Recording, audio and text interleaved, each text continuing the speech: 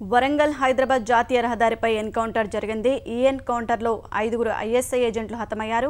వీరంతా ఉగ్రవాది వికారుద్దీన్ ముఠా సభ్యులుగా అనుమానిస్తున్నారు. ఆలేరు సమీపంలో ఈ ఘటన జరిగింది. వరంగల్ సెంట్రల్ జైలు నుంచి హైదరాబాద్కు కోర్టు వాయిదాకు తీసుకొస్తుండగా ఎదురుకాల్పులు జరిగాయి. ఎస్కాటు వాహనం నుంచి తప్పించుకున్న వికారుద్దీన్ ముఠా పట్టుకోబోయిన పోలీసులపై దాడికి దిగింది. పోలీసుల వద్ద తుపాకులు లాక్కొని కాల్పులు జరిపేందుకు యత్నించగా ఎస్కాటు సిబ్బంది వారిపై ఎదురుకాల్పులు జరిపారు. అప్పగించే ప్రయత్నంలో ఆ మధ్యలో ఆ గ్యాప్ లో వీళ్ళు ఈ అలజడి సృష్టించడం జరిగింది.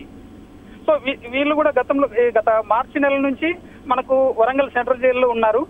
గత 10 రోజులుగా వీళ్ళు హైదరాబాద్ లోని 7th అడిషనల్ మెట్రోపాలిటన్ కోర్టుకు హాజరవుతూ ఉన్నారు.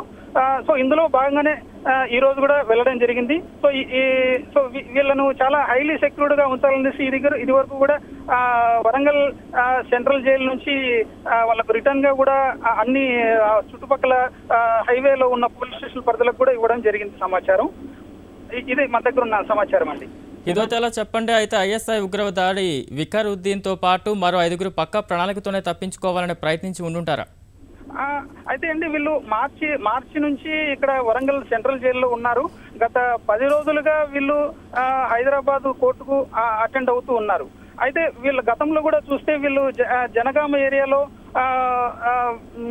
తమకు భోజనం కావాలనేసి, బిర్యానీ ప్యాకెట్లు కావాలనేసి గతంలో పోలీసులతో వాగ్వాదానికి దిగిన సందర్భాలు ఉన్నాయి. అప్పట్లో కూడా ఇది సంచలనమైంది. మళ్ళీ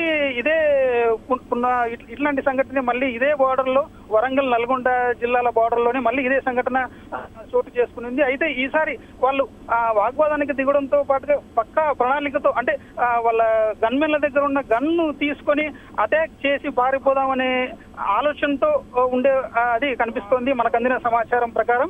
అయితే పోలీసులు కూడా అప్పుడప్పుడే అప్రమత్తం అవడంతో వాళ్ళని అక్కడే హతమార్చడం జరిగింది.